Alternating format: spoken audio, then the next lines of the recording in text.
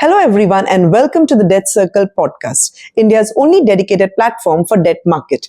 I'm Leelavati, Shetty, your host for today's episode, Then, Now, and Next. If you had walked into debt market 30 years ago and returned today, you would recognize the purpose, but not necessarily the players, product, or the pathways through which capital flows. To explore this remarkable journey, we are joined by Mr. Ajay Manglunia, Executive Director at Capri Global Capital and a distinguished veteran of fixed income and debt market with over 3 decades of experience. Mr. Ajay Manglunia, welcome to the DebtCircle podcast. Yeah, thank you, Leela. Pleasure to be here. So before we get into the landscape, let's start with the market you first entered. You have witnessed the evolution of India's debt markets over the last 3 decades. Looking back, what did the ecosystem look like when you first entered the industry? So I entered the industry in 1992. When I passed out my CA examination in 1992-93 onwards, I started my journey. At that point of time, we as a freshers were not having many options. We never knew what is that we wish to do in our life.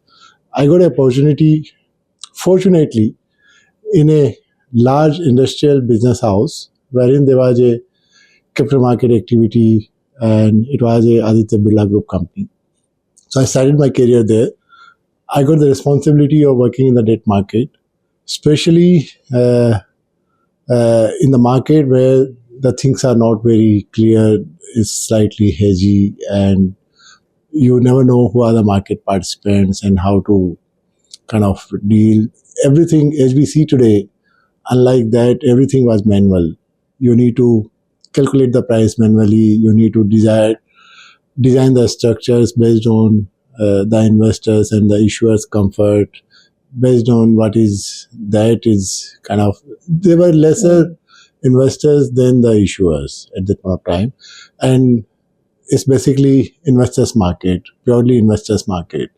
You can't design someone which investors don't like because the rates were very high.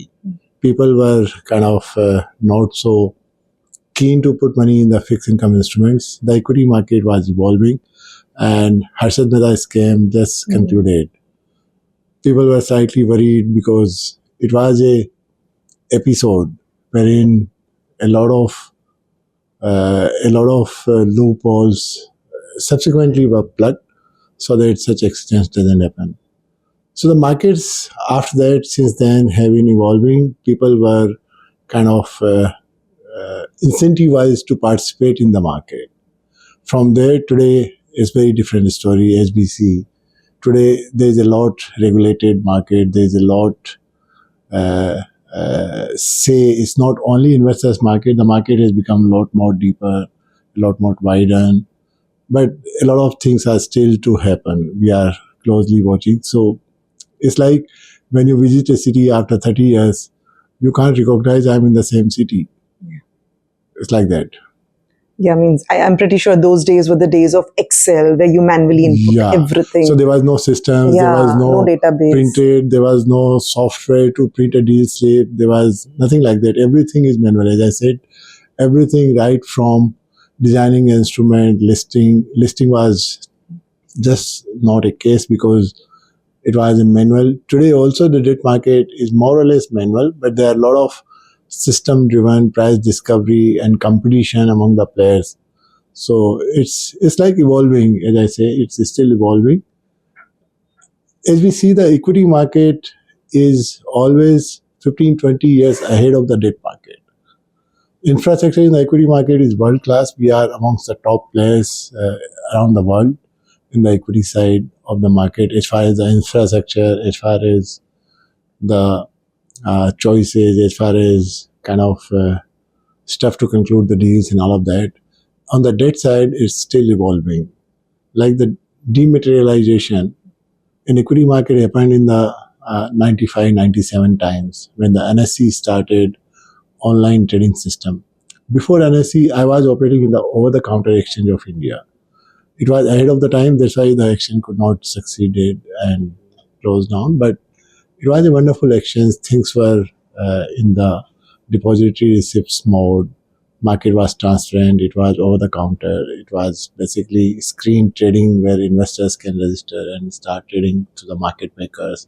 All of those concepts which we are still talking for development of the debt market, OTC Exchange of India was already having all of those features. But somehow, because it was slightly ahead of the time, it was a smaller exchange. When NSE came in, the exchange could not survive. NSE taken over everything.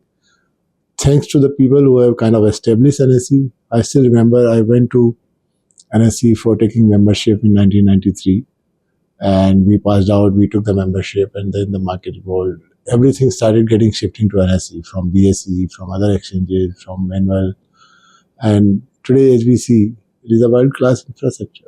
Yeah, over the counter was altogether a different world in itself. Yes. So what are some of the key defining moments or turning points that change the trajectory of the Indian debt market? So as we see that in the debt market, it's a very sensitive market, and market kind of is impacted by anything happens around the world. Though its equity market is equally sensitive, but the debt market as such is very, very sensitive. Even the crude prices moves up and down, it impacts here. Even if a forex market moves up and down, it impacts here. The flows, the markets are so small. At that point of time, any institutional investor tries to kind of do a trade, it impacts the market. So people were kind of, without revealing their identity, were trying to deal into the market so that they can trade without any impact, without any price impact. But thing is that a lot of things which are kind of impacting the market, a lot of things which are kind of making the market move up and down. A lot of foreign investors stepped in after a couple of years, and we have seen the way in 2016-17, foreign investors were queuing up to invest in India because the interest rate differential were very high. They were about, if the US market is offering 2% in the treasuries, in the Indian market the yields were about 8-9%. So it was a clear-cut arbitrage for them, and there was a lot of money coming in. People have kind of paid a hefty fees to assess the Indian market, to buy the license to kind of trade in the Indian market. And that was the time when a lot of activity was happening. But the market was more or less in the hands of a couple of players. It was in the hands of a couple of issuers. Only the top-notch rated issuers rated about AA and above, and the AAAs and the government securities were the only active ones. 95-97% market was for the top-rated papers. Today, if we see, market has evolved. Market is there for even junk bonds. Market is there even for papers which have defaulted. Market is even there for, I would say, the 95-97% concentration in the top-rated market is now only 70%. 30% is kind of in the other lower-rated class of instruments. So I would say the market is deepened a lot. Every year we see 100-150 new players on the issuer side stepping into the market. In an environment where only 100-200 issuers were there in the market to raise money, today we see thousands and thousands of investors raising money from the market. I've never imagined that a BBB rated company will ever be able to issue bonds, especially to the thousands of investors. So that's a great change, and I see the markets maturing. People are also kind of getting into the fact that they need to take a pie of the debt market as well. Yeah, FI has played a very important role in this. FI has played a very important role. India needed a lot of capital, and everything is not possible through the equity market. If you might have seen, most of the companies assess the equity market once or twice in their life. But the debt is something which they need every day. So I would say equity market is like a feast which is one or twice in a year, but debt market is like every day ka khana. You need lunch, dinner, breakfast. So this what is the debt market. You need money every time. You need to leverage to get better returns on your equity. So, at what point of time did you personally feel that this market is entering a new era? So I realized it when we crossed 2000, or when we kind of see that people have seriously started paying attention to the debt market. People have started paying attention to the safety of their money. Till the Ketan Parekh scam in the equity market, people were just not willing to make any investment in the fixed income, especially the retail.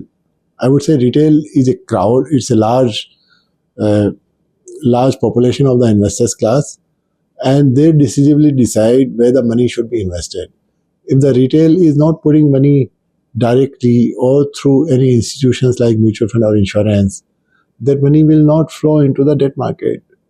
It's only the compulsion, like banks have a SLR requirement, insurance companies have a approved securities requirement, like certain percentage of their corpus has to be invested in government securities, in the AAA rated, PSUs, AA rated, and like that.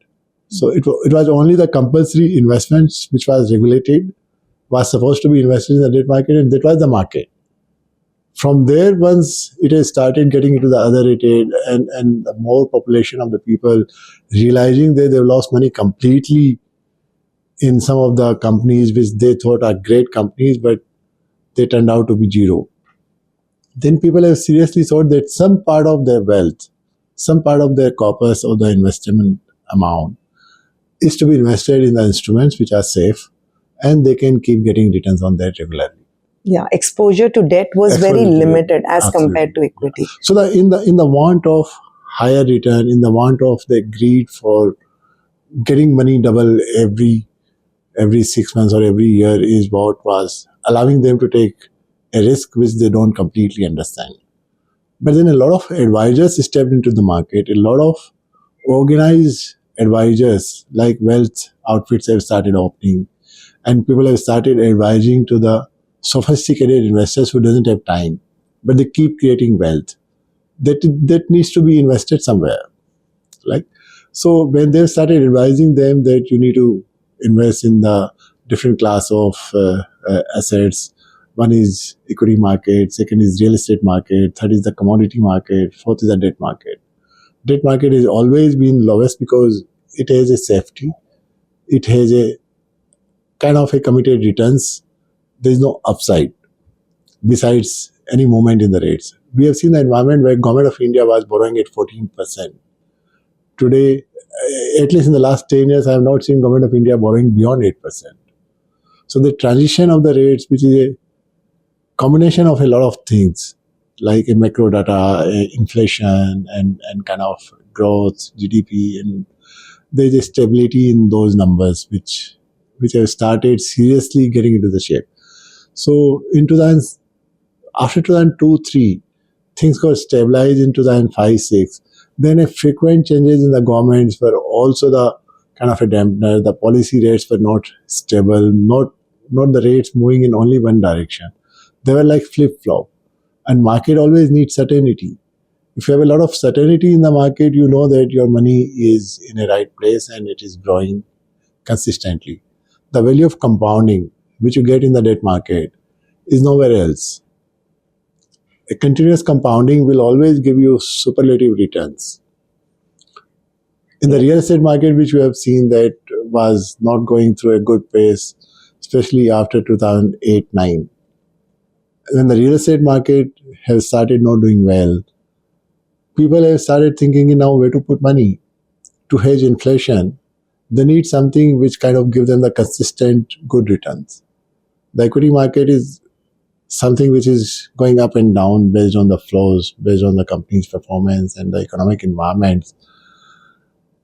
Commodity market is like the same thing. If there are more productions, if there are more stuff available, and based on the demand from the industry side, they will behave. At the same time, if you look at it, the real estate market or commodity market or equity markets are like that. They are very, very kind of volatile. But the debt market is lesser volatile. It will neither go very up, it will not go down drastically. So your money is relatively safer in that market, and people have started realizing that now is the time to put money in a safer place.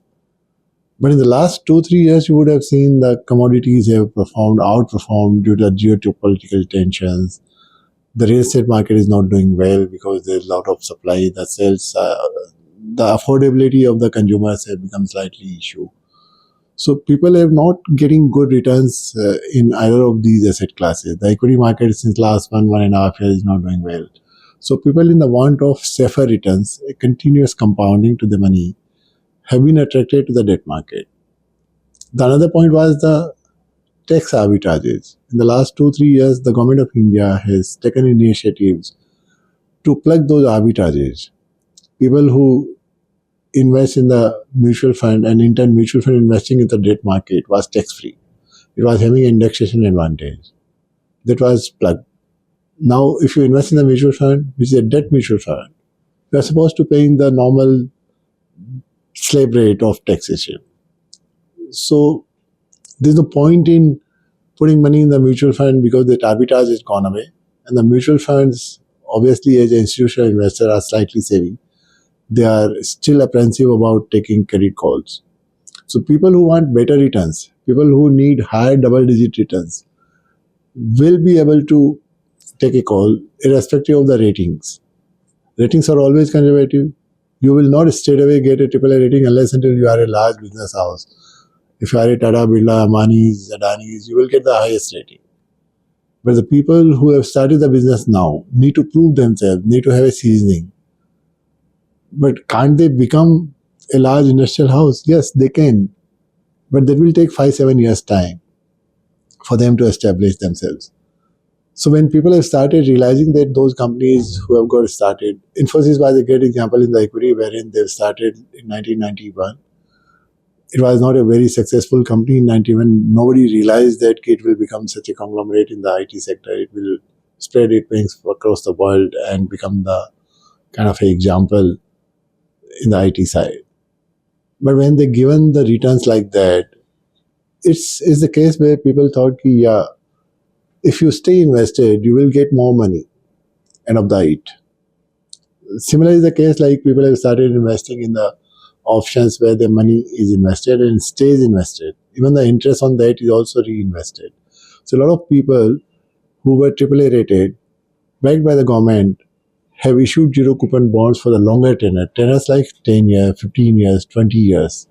And the compounding of that has given such a great taste to the people that they realize that this is the place where they can make safer money, consistently safer money. So people who have invested in 5,000 rupee in a bond has become 1 lakh rupee over 20 years. So those kind of returns have attracted them to put money in a safer instrument, but it was a very tiny market. But today, if you look at it, people have become a lot more savvier. They know what to do. They know where to put in money, which are the companies going to survive, which are the good practices they've been into. And that kind of a infrastructure, thanks to the regulators, that they've taken pain to understand the market and kind of put in the regulations around it so that people don't do things which are difficult for somebody to understand. So, over the last 3 decades, who was the most important or influential participant in the debt ecosystem? So, as I said, most of the market was in the hands of the institutional investors. And institutional investors were risk apprehensive. They never used to take the higher risk for want of better returns. Their modus was that they need safety. They need low returns, but then they need money to be safer as far as making investments in the debt market. On the equity side, they take a lot of risk.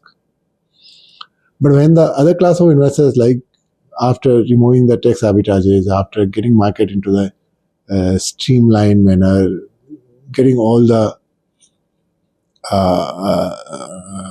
reforms like you need to have the identical terms.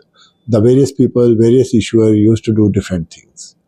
When it was classified, the disclosure norms were defined and people have a similarity in their offerings. It has become a large market. Today, if you look at it, in equity market, there is hardly 2-3 lakh crore raised in a year, right? Whereas in the debt market, it's about 35 lakh crore raised every year. So the market is at least 20 times than the equity market. But there's a lot of noise about the equity market. Why there's a lot of noise about the equity market? Because it's a large population of the players who are investors in the equity market. It's very easy to understand. You don't need to apply your mind. You go to the exchange, you see the pricing of a various securities traded between 9 to 3:30. You either decide to buy or sell. And there's a lot of volatility because if there are more buyers, the prices go up. If there are more sellers, the prices go down. Unlike that in the debt market, the number of investors were very less and the market was more of wholesale. It's not everyday trading.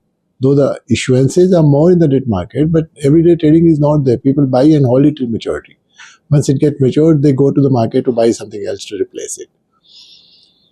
But when the large investors population like retail, family offices, corporates have started making investments of the surplus funds into the market directly, the market has evolved. Market has kind of evolved for the all class of issuers of the different risk. And the different investors, like they take risk in the equity, the money either become 10 times or become zero. In the debt market, it's not like that. Money doesn't become zero unless until the company is really bad or it's a fraud. But the IBC, which was introduced 10 years back, has played a role in terms of faster resolution. And that resolution, if you look at the average resolution recovery rate in the IBC route, is about 42%. So money doesn't become zero. If you have patience, if you have taken a right call, you will obviously get your fixed returns over a period of time. So that is what it is. The important class of investors, the important influencer in the market is obviously the investors who put in money.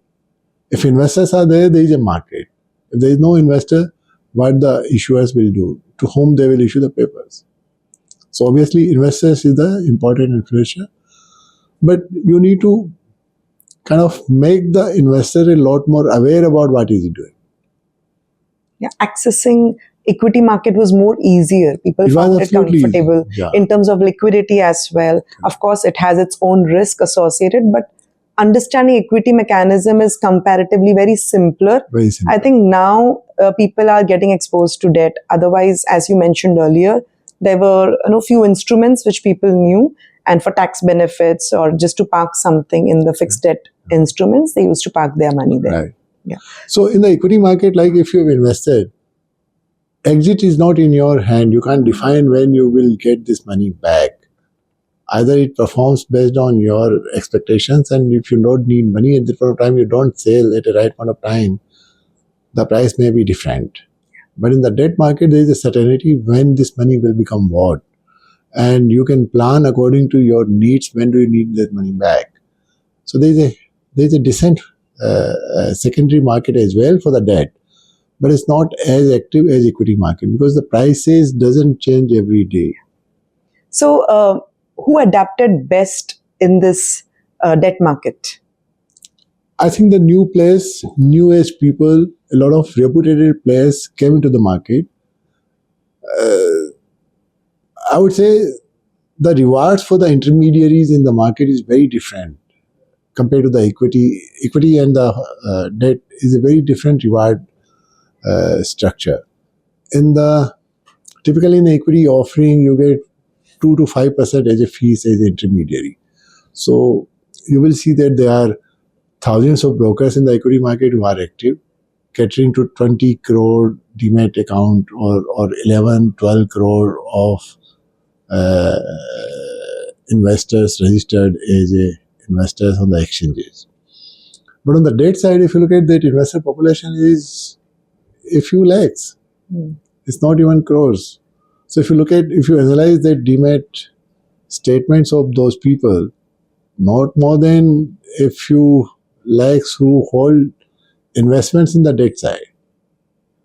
So that need to be categorized, and I would say the intermediation fees in the debt is very low because, as I mentioned, the debt is something which is you need to assess the market very regularly. If there is a high transaction cost, you may not sustain to keep coming into the market regularly. The equity is a market which is once in a while, so you need higher fees. So when the important capital market players who were present only in the equity for the better rewards have started looking at debt as a serious market and is evolving, have stepped into it.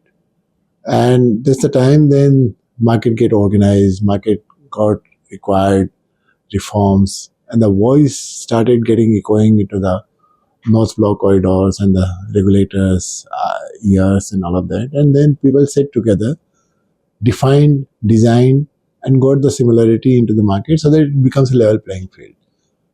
In the debt market, there are hardly less than 100 counterpart parties or counter intermediaries who are active to cater to investors' population. And that too is closer to 100 now. Earlier it was less than 30, 40. So, Ajay, have there been any areas in the market that didn't develop the way many expected them to develop? So we were looking for a lot uh, uh, infrastructure to be created for the debt market as well. But since it doesn't have so large investors population, since it is in the hands of a few large institutional investors, even the banks for that matter doesn't actively participate in the debt market. They come to assess the market for the need of capital, but they are not the active investors in the debt market. They are only investors in the government securities because that's by regulation they need to maintain as a SLR. But in the corporate bond, which is a larger market, according to me, there has to be a lot more institutional support. There has to be a lot more liquidity in the market. There has to be a lot more capital available to those people who want to carry inventory and make the market accessible for the retail. You need to create a lot of awareness. You need to keep doing a lot of investors patsala. Like in the equity, you keep hearing that those educative sessions are happening because equity market as such is more rewarding. But the debt market, because of its impact on the yields for intermediation fees is very low. And that is kind of not allowing you to put in efforts to educate the investors.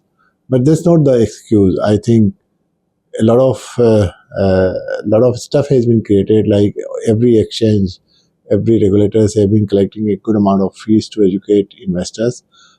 But sorry to say that most of that is being spent on educating investors towards the equity investments. On the debt side, it has been like a stepchild and needs to be taken care of as well. So, while traditional markets were evolving, new forms of capital began emerging alongside today. Today's conversations around debt market increasingly involves private credit, alternative financing, finance structuring, and a broader range of capital providers than ever before. Today, we hear terms like alternative credit, structured debt, and private credit far more frequently. What do you actually mean when we talk about new age debt market? So-called new age debt market is nothing but it's a structured finance. It's a wholesale financing. Till 2018, a lot of NBFCs, these are basically providing credit to the people who needs to borrow from the market, but they are not the bankable regions. To kind of establish a new company, you need to put in capital. For that, you can't borrow. You need to kind of put in the equity, and for that, you need equity. But you want to wait for raising the equity at the right point of time. For that bridge financing, you require structured finance. Or you want to, as a developer, you want to buy a piece of land which is going to get developed. But for financing the land, it's not a bankable purpose, so you don't get money from the banking channels very easily. So you go to the alternative credit, you go to the structured finance, you go to the wholesale market. Till 2017-18, it's a very lucrative market. It provides you superior returns because it has a superior, it has a very, very high risk. Not superior, but it's relatively higher risk. So if your plans doesn't go well as you have thought about it, those risks basically can make those products very risky. That's why a lot of NBFCs, the large NBFCs who got evolved in 95, 97 times, and were looking at this market very actively. they were kind of making superior returns because it was a regulatory arbitrage, something which banks cannot lend for.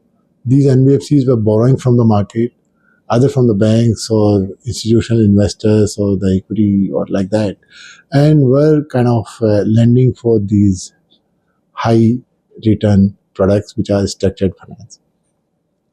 When a couple of structured finance bets went wrong, especially in 2018-19 times when there was a banking NBFC crisis and all of that, people understood that this is not the market where you can borrow for a fixed tenor and lend it, because this market, though logically looks like a fixed tenor, but if things doesn't go well, those tenor can indefinitely increase. It's like your mezzanine financing.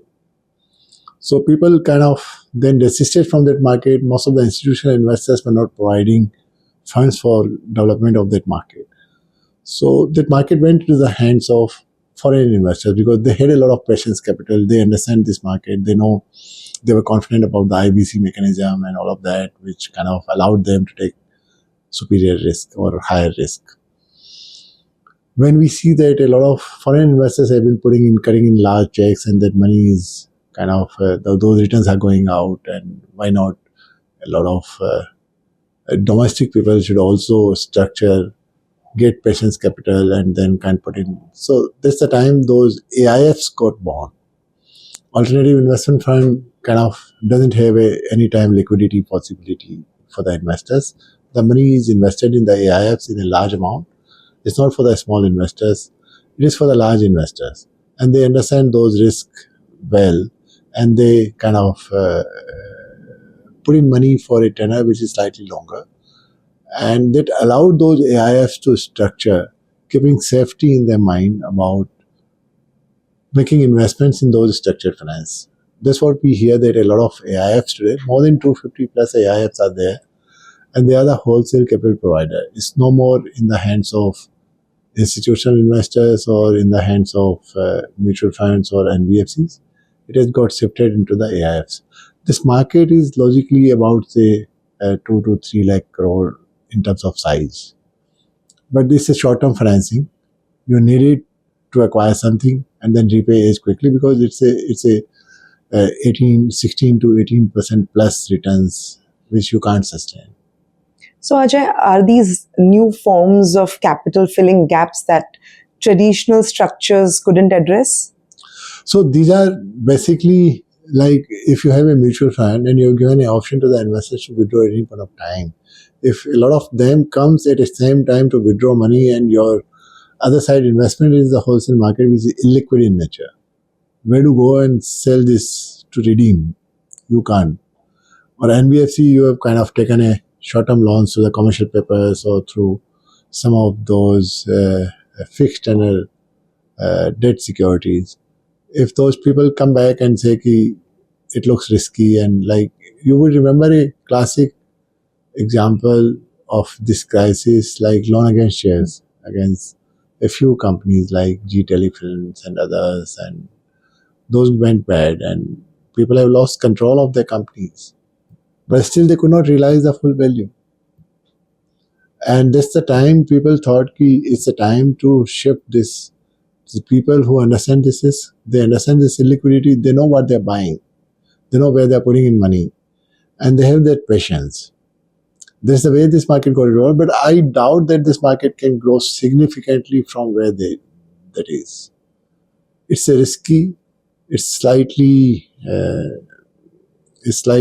dangerous to borrow short term for causes which are restrictive in the banking finance.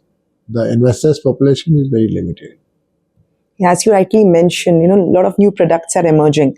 So at DebtCircle, we actively keep on working on the product private credit. So why do you think private credit has gained so much of momentum right now? So anything which is yielding superior, anything which is yielding higher is looking superior to the people. I would say, rather than private credit, if you get the similar returns in a product like REIT or InvIT, which looks like very, very structured, very much regulated, and give you superior returns because it has underlying assets which is very much performing. There is no execution risk. There is no kind of a risk for completion of any kind of a project. But if you kind of take the private credit, which is a wholesale financing and subject to a lot of risk, which is like a execution risk or which is like a completion risk and which is like assets getting performing after a couple of years. And in between, if anything goes wrong and you are unable to do that, your money is at a superior risk. You don't have a alternative security to that, but you got attracted because of the higher returns. I would say REITs or invest though look like low returns on a regular basis, but the capital appreciation is superior. It's like 15 to 18% returns in the REIT, which has a rental cash flows and which has a underlying assets which are kind of rented to the global investors in India. And there is a kind of a tenancy which is crossing 80-90% or 95%. And they have kind of appreciation in their underlying assets, which is like office space or shopping malls or like performing revenue generating assets. Apart from the annualized return which is available to them quarterly basis, they have a appreciation which is almost around similar to the cash flows you get on an annual basis. So 15 to 18% returns in the REITs and the InvITs are a classic example which probably investors so far have not understood it properly or it has not been marketed properly, but it's evolving. Today we see that there are more than a dozen such products which are listed, and I would say sophisticated or the high net worth individuals are very much keen to put in money there because of its consistent returns and appreciation available to them. So I would say these are the new age products rather than the private credit, and this will go miles away from here. So, looking back helps us understand how we got here, but perhaps the most important question is where we go next. In today's market, participants are operating in a landscape where they have more options, more capital inflows, and more complexity than ever before. So, how has the capital raising landscape changed since the time you entered the market? So when we were there initial days in the market, the capital raise was basically very limited players who kind of can provide the capital. You need to definitely go either to the banks or mutual funds or insurance companies. They were very, very pricey. They used to take a lot of time to evaluate and put a lot of safeguards, which were restrictive for the business to grow. And today, if you look at it, there's a lot of evolution. People have never thought about REITs and InvIT as a product, which we have talked just about it. And a lot of lower rated corporates who have just started the business, it takes time for them to come to a level which is like bankable or which is like getting a superior ratings for affordable borrowing from the market. So a lot of entrepreneurs, with the help of kind of a better evaluation of the credit to the people across the country in the width and in the length, they've reached out to the places where banks were not able to reach. And that's the way they could generate better returns from lending into the retail side of the market, providing required capital to the people who are in the need of it and they don't know, they've never borrowed in their life because they never had access to that borrowing. But when people went to the doors and started lending to them through personal loans or loan against smaller securities like gold or their house or some of those stuff, they were able to offer superior returns for they being smaller in the market, they being newer in the market, they being lower rated in the market. But then you may be wondering who are the people providing them to the credit. But then the retail emerged, as I mentioned, retail investors have started in mount of higher returns. And it's a simple product like you are lending to an NBFC. You are subscribing to their NCDs and providing them money which is available to them for onward lending. And that has emerged like we see this market growing manyfold. We see that at least hundreds of new players coming into the market to borrow through to the debt market, and the debt market is now evolving. I've been in the initial 15, 20 years of my career, I was constantly listening a lot of noise that the market will evolve, market will deepen. Regulators, including RBIs and SEBI, done a lot. Compulsions for the corporates to go to the debt market, but then you go to the market, but there are no investors. Without investors being in place, where to raise money from?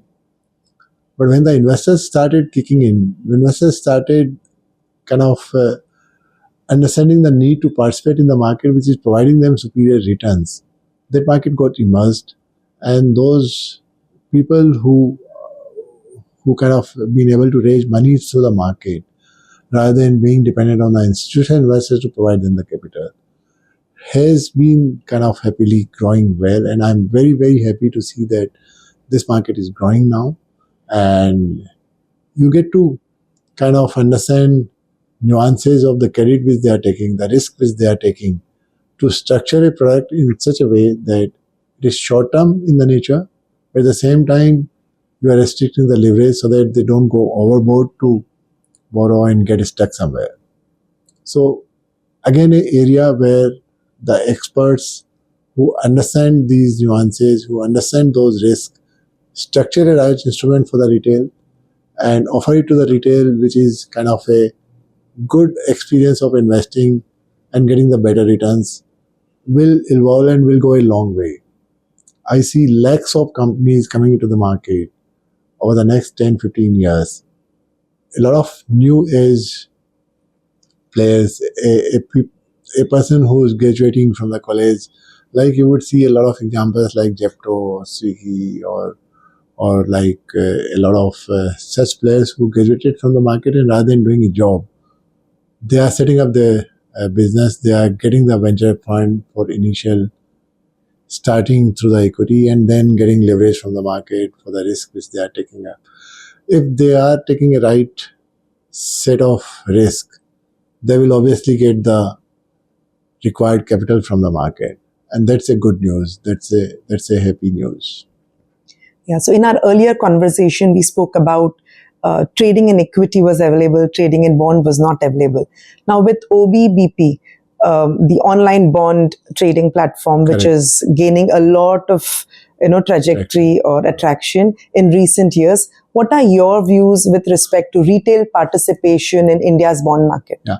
So till the COVID time, thanks to COVID, that the need for online bond platforms got immersed.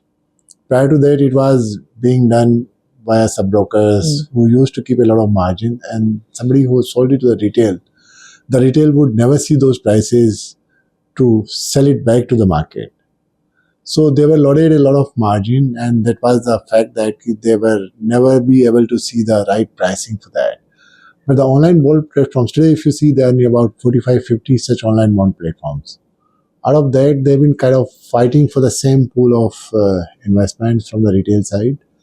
They've been kind of being low transparent. They've been kind of being competitive to offer the same securities to the retail. And now today, retail is no more a stupid guy. They understand the risk. They see the ratings. They see the information document. They see the covenants available to them, and they see the pricing and the yields available to them through the transparent manner, which is regulated by the SEBI. Thanks to SEBI, that they've kind of put in all those platforms under a regulatory ambit and ensured that none of them are able to cheat any of the investors.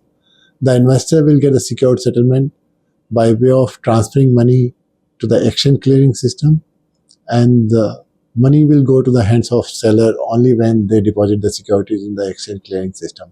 So it's a secure settlement where the risk of the money and the risk of settlement is kind of ironed out very, very well. And those platforms in need of getting the volumes from the investors are fighting for their share. And they've been kind of providing incentives. They've been getting a lot of private equity as their equity contributions, and they've been kind of burning money to get the market share. I'm happy that retail is getting advantages for this. Retail is getting a lot of benefit. They're getting a lot of learnings to invest in the market, and the market has become a lot more transparent. Every trade is secured, as I mentioned. Every trade is transparent. Every trade is settled to the clearing system. So they're getting happy experience. A lot of competition, like if you want to buy an airline ticket, you see 10 websites, so there is a website who kind of gives you a summary of where you get the best ticket available.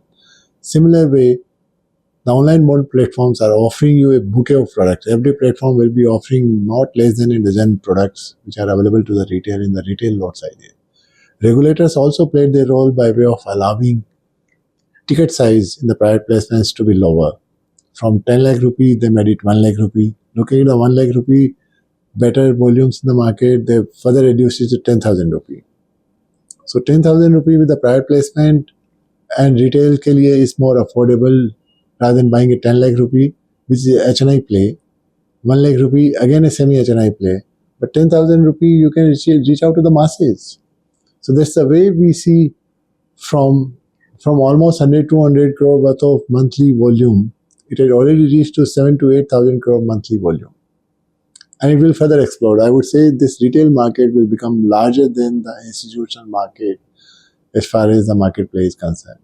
And those market participants like online mode platforms and all of that, they've kind of made a class of use of the technology to provide them a superior access, informed decisions, various parameters to choose from, and get a right security for them to make investments. So, looking back, some of the biggest transformation appear obvious in hindsight.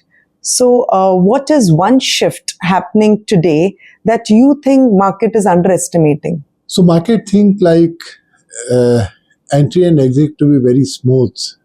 Debt market is slightly opaque, as I mentioned.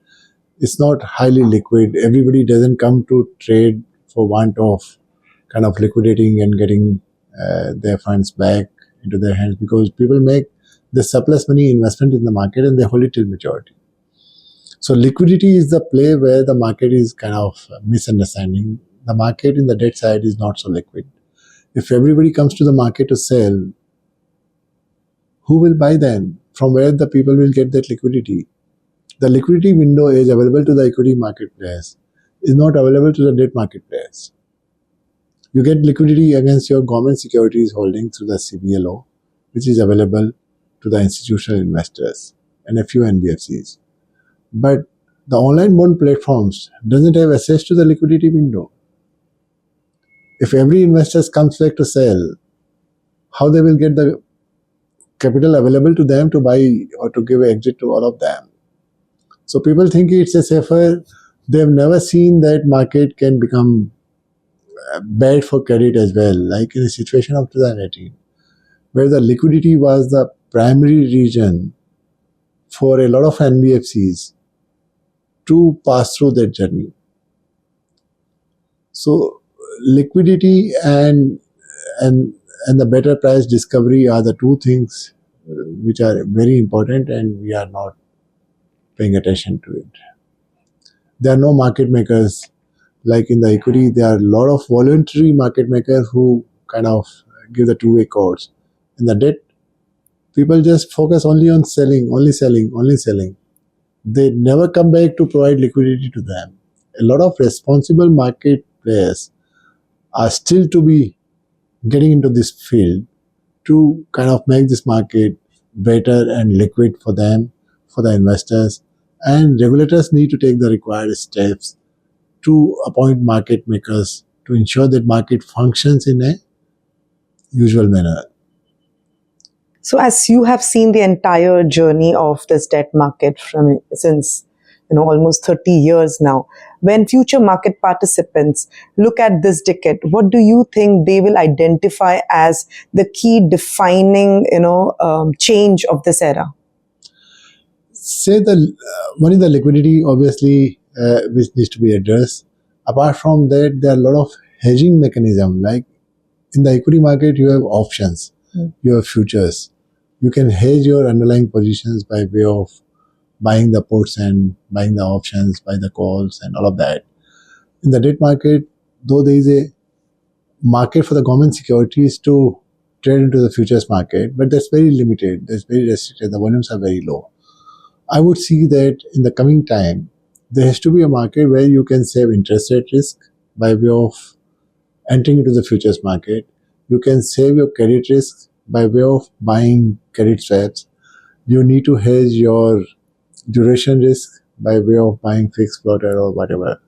So those things, though they are present in the market, the enablers by the regulators have been set, but the market is still to take off because of some of the restrictive areas, some of the restrictive clauses by the regulators. There are different regulators for the different segments. Like SEBI regulates the mutual funds, IRDA regulates the insurance companies, and PFRDA regulates the pension fund, which is a large pool of capital, and banks are being regulated by the RBI.